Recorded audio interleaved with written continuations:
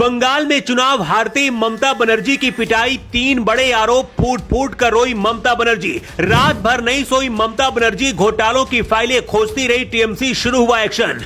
जहां से खुद चुनाव लड़ रही थी ममता बनर्जी, वहां पर क्या हुआ, शुभेंदु अधिकारी ने कैसे उखाड़ फेंका। रात भर टीएमसी नेता नहीं सो पाए, ममता बनर्जी की भी नींद उड़ गई। सुबह होती भयंकर एक्शन, ममता बनर्जी क्यों फूट फूट कर रोने लगी। पूरे बंगाल में सुरक्षा के कड़े इंतजाम, दिल्ली से गृह मंत्रालय खुद रख रहा नजर, लेकिन ममता बनर्जी को कड़ी सुरक्षा के बीच किसने मारपीट कर दी। 100 सीटों के घोटाले का जो आरोप ममता बनर्जी ने लगाया है, उसके बाद बंगाल में फिर से हालात बेकाबू हो सकते हैं। टीएमसी नेता शायरी पढ़ रहे हैं कि आज शिकस्त मिली है तो क्या होगा, कल फिर सवेरा होगा। संघर्ष जारी रहा तो अगली बार फिर से जीत का घेरा होगा। लेकिन बंगाल में बीजेपी के आने के बाद जिस तरह से बीजेपी एक्शन में दिख रही है, जीत का घेरा नहीं जेल का घेरा लगता है टीएमसी के कई नेताओं के लिए तय है। चुनाव से पहले ईडी की नजर से ममता बनर्जी जिस हरी फाइल को लेकर भागी थी, सबसे पहले उसकी तलाश हो रही है। लेकिन पहले आपको बताते हैं कि चुनाव हारने के बाद ममता बनर्जी ने क्या आरोप लगाए हैं।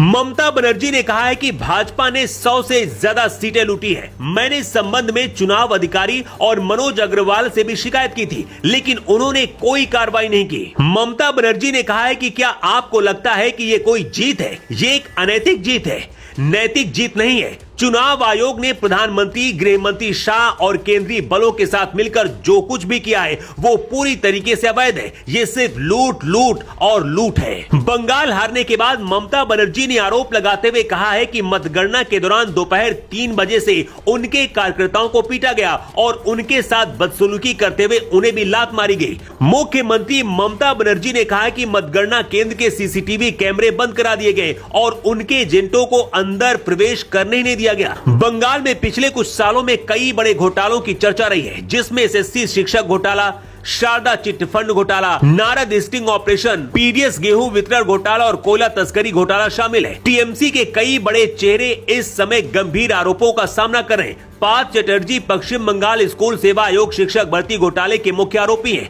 2022 में उन्हें गिरफ्तार भी किया गया था। इसके साथ अभिषेक बनर्जी का नाम भी सीबीआई और ईडी की एसएससी भर्ती घोटाले में सामने आया है। संदेश खाली में जमीन कब्जाने, महिलाओं की यौन उत्पीड़न और डराने धमकाने के गंभीर आरोपों में शेख शाहजहां का नाम भी जुड़ा है। टीएमसी की सबसे बड़ी टेंशन अब यही है कि ये सभी फाइलें फिर से खुलेंगी। बीजेपी तक वो फाइलें ना पहुंचे, इसकी हर कोशिश अब टीएमसी करेगी। लेकिन ममता बनर्जी ने बंगाल में बीजेपी की जीत को गलत बताया है। ममता बनर्जी ने यह भी आरोप लगाया है कि सुरक्षा कर्मियों ने उनको लात मारी। 15 साल की सिटिंग मुख्यमंत्री का ऐसा आरोप लगाना बहुत गंभीर है। बंगाल की कुल 294 सीटों में से बीजेपी 206 और टीएमसी सिर्फ 83 सीटों पर सिमट गई। यहां तक कि ममता बनर्जी अपनी खुद की सीट भवानीपुर भी नहीं बचा पाई। भवानीपुर सीट ममता बनर्जी का गढ़ माना जाता है, लेकिन बीजेपी उम्मीदवार शुभेंदु अधिकारी ने हरा दिया। अपनी जीत के बाद शुभेंदु अधिकारी ने खुलकर कहा कि मुझे सिर्फ हिंदुओं के वोट की वजह से जीत मिली। शुभेंदु अधिकारी की वो तस्वीरें भी सामने आई जिनमें वो साधुओं से आशीर्वाद लेते हुए दिख रहे हैं। ये वही शुभेंदु अधिकारी है जो योगी आदित्यनाथ के पैरों पर गिरकर प्रणाम किया था एक सभा में, और वो तस्वीरें भी बहुत वायरल हुई।